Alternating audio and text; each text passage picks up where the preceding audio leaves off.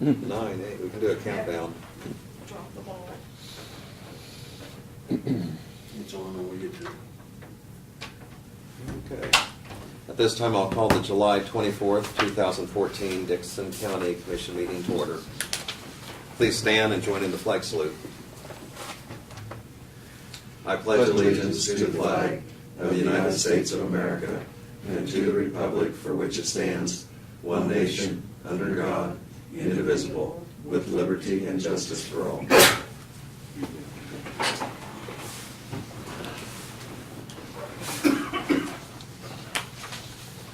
Okay, the item to consider now is approval of the agenda, and there's actually 3 additions to the printed agenda. First of all, we are going to consider directing the finance director to publish notice in regards to our budget hearing on August 14th. Also, we have to consider a letter of support for Fort Riley, and then also the NCRPC revolving loan fund. And so I'd move we approve the agenda with those 3 additions. Second. We have the motion, the second. All in favor say aye. Aye. Opposed? Motion carries. The consent agenda includes the minutes of July 17th work sessions and the regular meeting. I move we approve the consent agenda. We have the motion, and I will second that, to approve the consent agenda. All in favor say aye. Aye. Aye. Opposed? Motion carries. We will now go to commissioner comments and committee reports, and as tradition, we'll start with Craig on the left here. Last Friday, went over to the Flint Hills Regional meeting over at Grandview Plaza with Doug McKinney. The big issue was the downsizing of Fort Riley. That's the reason Doug wanted to come over, and we've got a letter that we're going to be sending out as support for Fort Riley. Lynn's got it there. I hadn't heard John Ambrose spoke. They had to do an assessment, and the worst case scenario would have been a cut of 16,000 troops, which would have only left 2,000 there, which would have been the same thing as mothballing the fort. The other one was a cut of 8,000 troops, and like I told you before, I think Senator Moran said there could be 850 to 1,000 troops. School impact was New Junction City, which doesn't only involve soldiers but a civilian workforce. 62% of the students at Junction City are involved. Their parents are involved with the fort. 28% is all at Manhattan. I think it's 32% at Chapman. The other point that was made, if the troops were reduced by 16,000, there'd be a $10 million reduction in sales tax for the community.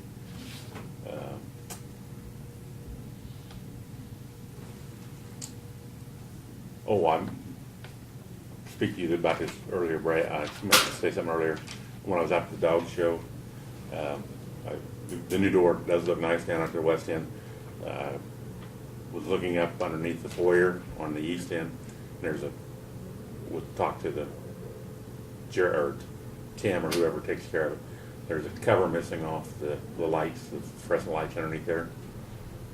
You know, On the east end? Yeah, underneath the deal there. And then, I don't know, one of them's yellow, one of them's white. I suppose they probably had an original yellow due to the fact of the bugs or something like that.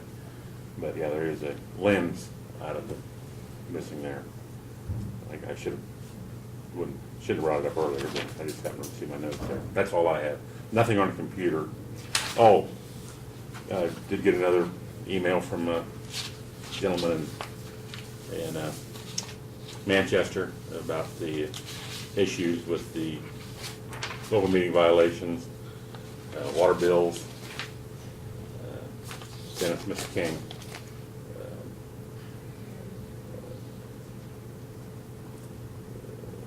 Wants to know what the county can do to take care of it, and I responded to him once that it's a city issue. He has gotten in touch with the county attorney, and the response that Daryl hasn't forgotten it, as far as I know. But I'm going to email him back. The county commission has nothing, can't do anything about the issues in the city of Manchester. It has to be the county attorney, or he can go to the attorney general. So, that's all. Okay. Tuesday night, I did attend the Republican forum they had at the senior center here in Abilene. The candidates that were running, there was a large group of candidates there, and like I say, it was very well attended. Also, like I say, I was working in the field last evening there, and I seen this black smoke from the north, and I wondering what it was. And the time I got home, it was already on Facebook. And sad to see the Great Plains Theater. That it was. I really appreciate that building from a historical standpoint, as far as and also as a tourist attraction for Abilene. So it is a huge loss for us here at Abilene. Okay. Just a few things. Central Kansas Mental Health, we had our annual monthly meeting, and that was over at Salina this past Monday, and I attended that. This morning I attended the MAC breakfast, that's Military Affairs Council breakfast, over at Junction City, and just tying in with your observation and knowing about the Great Plains Theater Festival. You know, that was just extremely tragic, and a lot of memories, and you know, people like ourselves that had tickets and had attended productions. I mean, it was very sad, and it was a tough loss for the community. One of the things that I was really kind of taken back, I walked into that MAC breakfast, and people, knowing that I'm from Abilene, and through the news media, the radio, and Facebook, were very aware of that, the loss and the fire. You know, just lined up to almost tell me how sorry they were. And you know, here we're at a Military Affairs Council breakfast, and beforehand they're telling me that, but about the third person I visited with, that they said if there is anything Junction City can do to help in this situation, they were willing to help, because they have facilities over there. And about the next person in line expressed the very same thing. They had served on the board of directors of the Hoover Opera House, and they said, you know, if there is a way that we can facilitate and help in any way, reaching out to the theater community, you know, maybe we can be of help over at Junction City, and be in touch with us. And so I passed this information, and I had another individual say almost the same thing, that was their chamber director, and I mean, he wasn't even in earshot of the other conversations. I mean, he mentioned it to me later. And so I passed that information on to the theater board, and I understand that they have been also, they've reached out from the Salina community to say that they could offer some assistance. And so, you know, I think there's thoughts there that even in this tragic setback, that they can regroup and maybe try to look for ways to you know, continue on. But it just shows how in the Midwest, Kansas communities reach out and they look out for each other, and you know, and they care and they're concerned, and I thought that was very, very kind of them. The other thing at the breakfast, Lieutenant Colonel Ryan, who is their public affairs officer, told a little bit about some of the things that he does, and how they try to get out the positive publicity and information about Fort Riley. And they also had a brief discussion on the letter that we're considering this morning in support of Fort Riley.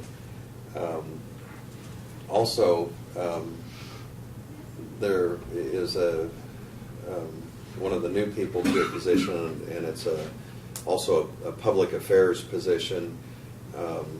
This young lady, her husband is at Fort Riley, and she is in charge of putting spouses in touch with some of the things within the area that they can do. And so anyway, I went ahead and gave that information to our Convention and Visitor Bureau Director, Glenda Perkis, over at Abilene, so she could be in touch and give her a windshield tour, and I think she has an email type letter and so on.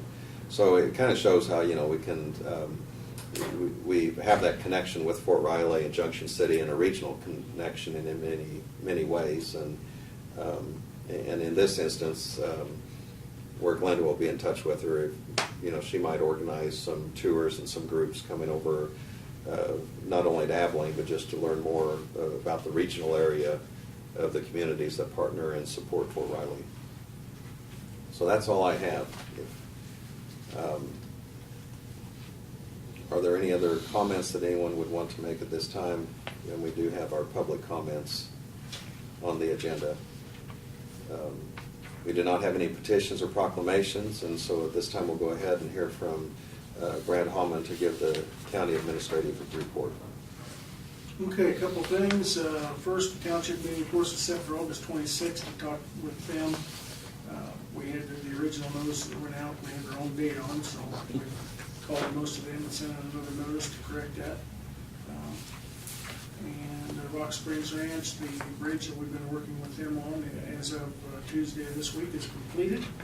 Turned out very nice. I believe they're very appreciative of that, and it's back in service. The meeting, where's that gonna be, at Straw Hall? The meeting, no, we're gonna have it in the basement. Okay, okay. Yeah. So, and of course, we've got the public hearing coming up on the 14th of August. The only thing I would note on that is, just for clarification, the only thing that we're vacating on that is what's on Rock Springs Ranch property. There's no other, and the Porter Yard Road that is on the west side of that property, we're not vacating the actual road that goes through there. So the only thing we're vacating is what's really not a public road anyhow. So it's just kind of cleaning things up, should anybody ask you about that. So Tuesday, we had some of our staff met with staff from Schilling Construction and discussed the key road issue and the overlay problems. And then our inspector from Cobb Valley went out and spent the day with the Schilling inspector, and they looked at all 40 miles of the road. And we, at this point, Schilling is planning on coming back on the 11th of August, or 11th of September, where it is. Nope, August 11th, I'm sorry. Getting August and September's mixed up, it's coming fast. The 11th of August, they'll be back and start doing the milling on Key Road. And of course, it remains to be seen how much we'll have to mill, whether or not we get into anything that's stuck. So they did agree that instead of doing a partial width of the lane, they would do the full width of the mill, which is one of our concerns. The patches they have down there now are just a partial width of the lane. And they agreed that they would start out and do the full width, and of course, we'll be there to make sure when they decide that they've gone far enough, we agree with that or we disagree with it. So Will they attempt that at every patch, you think, or not? yes. They will attempt it at every patch. Everywhere where it's been separated or tearing, yes, so they seemed agreeable to that, so. As far as the remaining 40 miles, we're still waiting on the report to come back from what was observed Tuesday, but we're working with them on a couple of suggestions that they made and that we made on how to deal with those little pothole, pop-up poles, whatever you want to call them, that have developed primarily on 1900 Avenue and a couple of the others. So we'll hopefully have some more information maybe by next week. So Would they be doing that work, or would we be doing that work? that remains to be seen. We're not. It was proposed by them that they would like to know what it would cost for us to do that work. I'm not in favor of us doing that work, simply because once we do that, then we take ownership of it. I would prefer that we have a private contractor, or they have a private contractor, subcontractor to do that work, whatever that work ends up being, whether it's ship sailing or what it is, so that we've got someone's accountable and it's still their project. I mean, it's still their work, and if we do it and they pay us, then they kind of wash their hands of it. I don't think that's going to be a good idea for us. So we're trying to work that out, come up with what's the best resolution and see how that goes. But we don't have anything final to report to you at this point, so it's still pretty preliminary. But that ball is rolling, so we've got the time frame here set now to start doing the key road repairs, and we'll see how that goes, so. Well, actually, their obligation on these other 32 miles, we didn't get that extended warranty anyway on those 32 miles. Not on that, but we Just on still the- got the Just the primary one warranty key. on it, so, yeah. So, if we did chip seal it, either way, we're probably not gonna get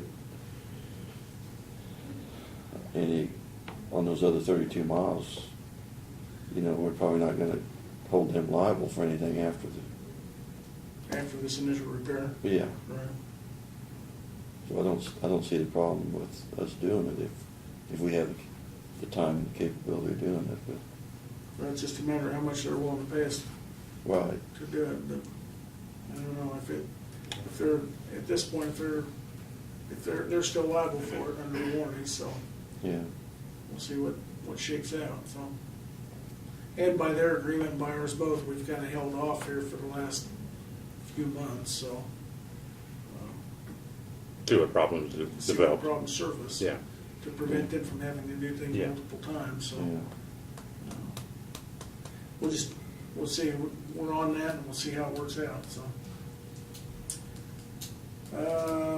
We are working on the project over at County Attorney's Office. I told you we were soliciting bids to get that front foyer enclosed and provide a safety foyer for them. We've got one bid in, we're waiting on the other one to come in today or tomorrow, and if we have it or don't have it, then we'll probably move forward, but just to let you know we're working on that, so. Provided you a letter of support for the Fort Riley thing. We've talked about the NCRPC revolving loan fund board, and I guess that's it for today. Okay, thank you. I'll go ahead and go to notices and communications that we've received.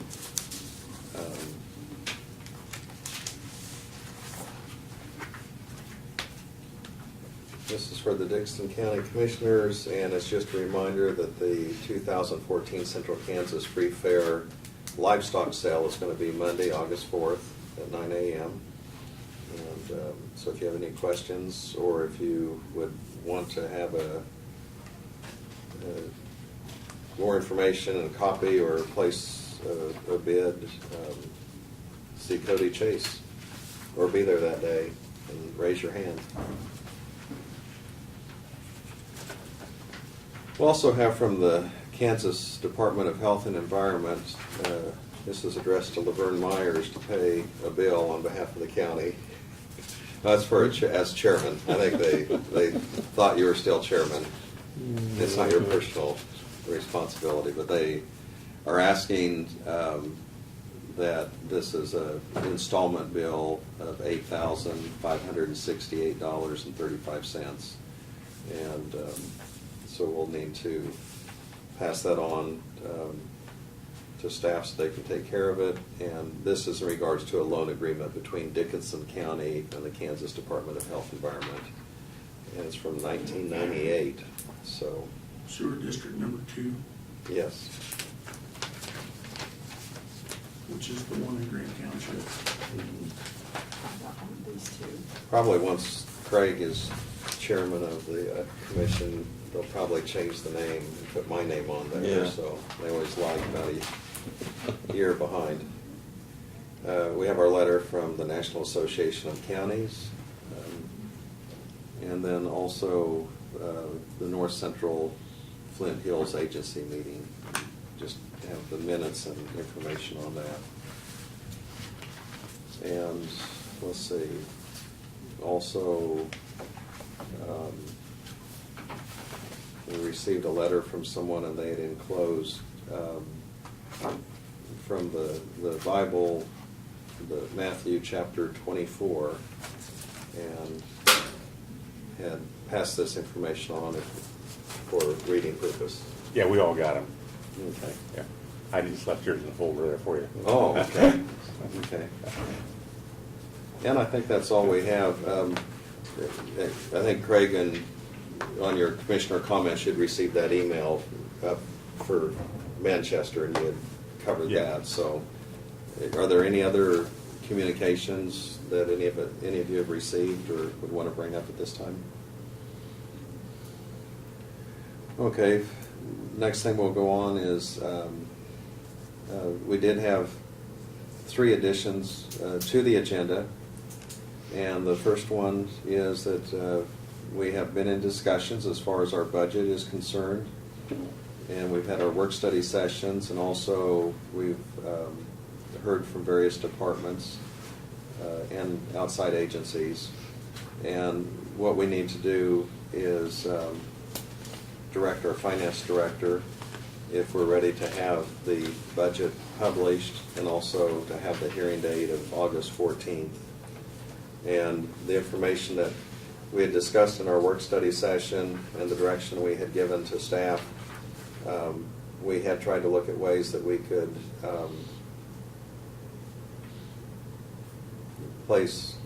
narrow the margin as far as the budget is concerned.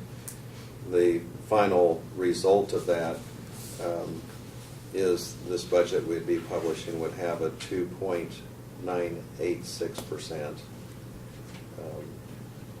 increase as far as the mill levy is concerned.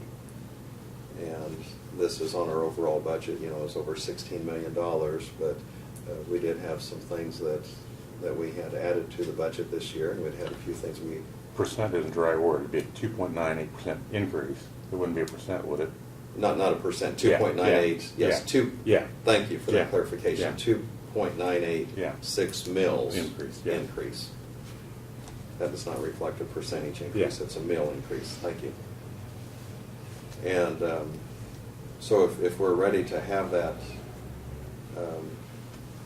budget published and the hearing date, we need to go ahead and have that by motion, but are there any other comments or Well, concerns or questions? I might make a comment that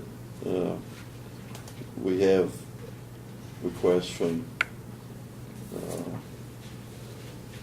not only our outside agencies that we support, but department heads and all this. And anyway, the mill levy started out a lot higher than that, and like I say, we worked very hard. I feel like to even get it down to this level, and it's like I say, it just a lot of this has resulted in less funding that we get from state and federal that has to be made up, and so it's just we're not trying to expand it, but it's just the reality of costs going up on a lot of things that we do. So. And this action to date is not past that budget, but it gives us opportunity, and procedurally, this is what is done. It will be, notice will be placed in the paper with the budget hearing, and then on August 14th, there will be opportunity for further discussion, or if there's any comments from the public that they would want to make at that time, they'll have opportunity to do that at that hearing. And once this is published, that would be the maximum amount of the budget. There is opportunity to trim the budget at that actual meeting if there would be any other new information. Is there a motion to direct the finance director for publication of this notice? Yes, I'll make the motion that we get budget director August 14th for the public hearing at 11:15. I'll second it. Okay, we have the motion and the second to direct the finance director to take action to publish this notice for our budget hearing, which will take place August 14th at 11:15. Any further discussion? While we're speaking about it, there's kind of a good news, bad news. With the sales tax on vehicles off of active and guard and stuff, which is a reason that Kansas supports, the military installation. But it also impacts our budget, and I don't think we have an idea of how much it's going to impact our budget when they did this. No. Yeah. Property taxes and everything. Yeah, the gentleman that just built, Craig Erickson, just built down the road from me. I mean, he's got 3 vehicles and he's happy. And you know, it's what the legislature decided to do, but it impacts our budgets and stuff. So, but it is, you know, if you're trying to get the support of the installations, it does that because it makes Kansas an attractive place for the soldiers to come to. What comes at a price? Yeah. Any other comments or questions? Go ahead and call for the motion. All in favor, say aye. Aye. Aye. Opposed, motion carries. The next item we have, Brad prepared a letter of support for Fort Riley. And of course, right now, there is consideration given to the fact that there will be some cutbacks as far as the size of the military. And this is something actually that the chiefs of staffs will do. And eventually the commanding general will find out some of those numbers, and then they'll start releasing some of those numbers. But what we want to do as a county is show support for Fort Riley because it does have many positive effects economically, and this letter does state this, that it is a critical component of the region's economy, being the largest employer in the area.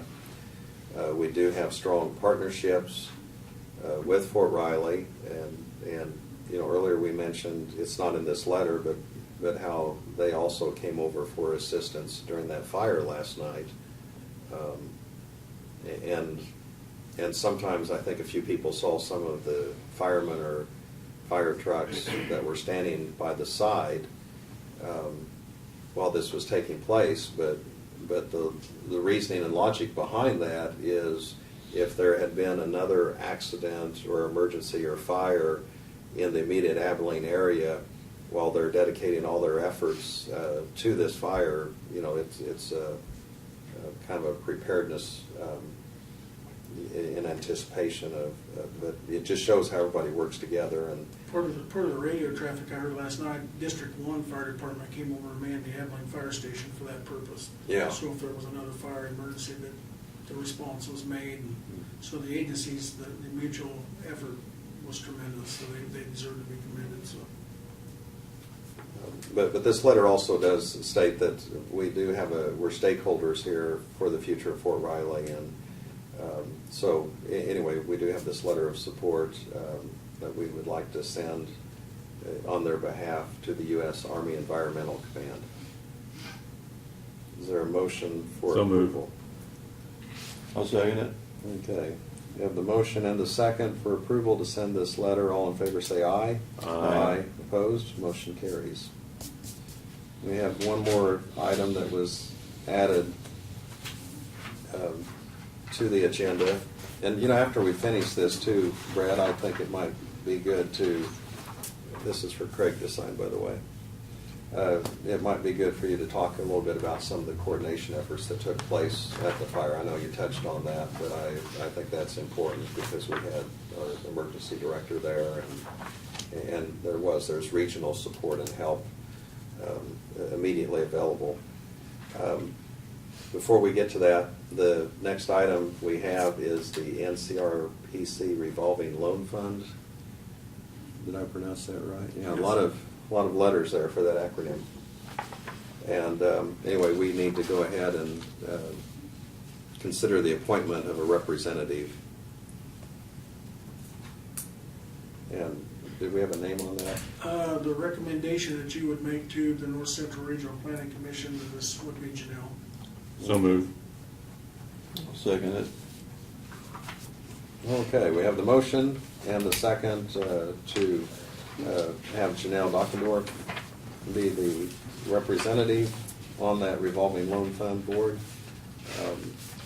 All in favor say aye. Aye. Opposed? Motion carries. And Brad, if you would go ahead and kind of share some comments, because I think, you know, sometimes we always talk about preparedness and how do you respond and what are going to be the coordination efforts and you know, certainly an unfortunate tragedy, but just talk a little bit about some of the things that took place and.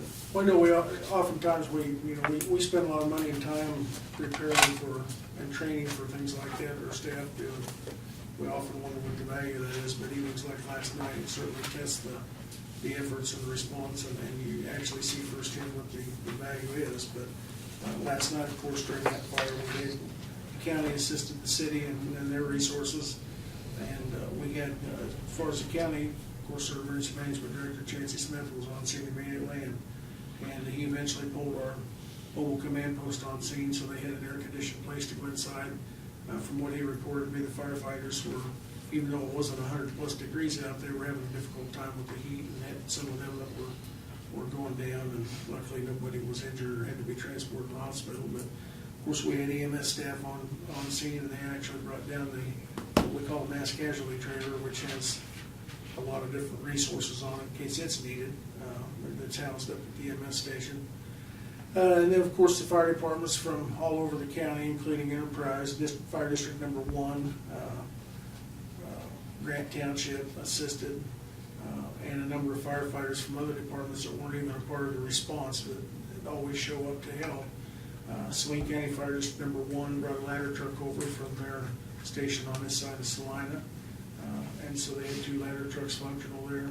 The other key thing is Fire District Number 1, I believe, our Fire District Number 1 actually responded over immediately, knowing the magnitude of the fire, and staffed the Abilene Fire Station, because you never know when you're going to have another fire, total or emergency unrelated to that. Fortunately, I don't believe they did. But listening to the radio traffic and talking to Chancey this morning, everything just went like clockwork.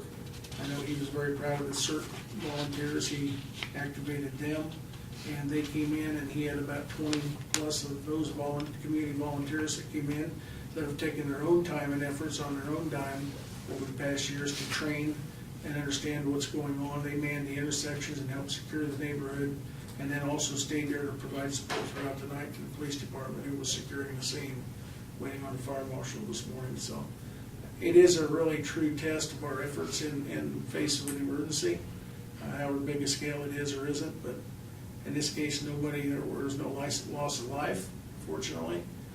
It's tragic that we lost an icon in the community with the building like that. It sounds like they've already taken efforts to move forward, and in true fashion of what our community's made of, that's kind of what we see. So I'm very pleased with the way everything went, and Chancey was really happy with the response as well from the emergency management standpoint. So, and my hat's off to all those responders and firemen that worked their tails off last night. So. And because people do communicate by phone and the Facebook and the iPhones and so on, I know I'd gotten there kind of early on, and of course there were many observers, and the word was spreading quickly, and people were taking pictures, and when you happen to just be in earshot of some of the communication going on, where you have Westar Energy, they're trying to address the situation as far as the power poles close by, and someone else saying, has all the gas been turned off? There's a lot of variables and factors that, these emergency responders, are putting themselves in harm's way to try to contain and control what they're able to control immediately. And there's just so many variables that people don't think about, and concerned whether those walls would tumble, and plus there were houses and apartments close by. Unfortunately, we didn't have any high winds, but still they did a tremendous job to contain the fire, and yet there's no minimizing the tragic loss. So. Any other comments? We do not have anything else on the agenda other than adjournment. So moved. I'll second it. We have the motion and the second for adjournment. All in favor say aye. Aye. Opposed? Motion carries. We're adjourned.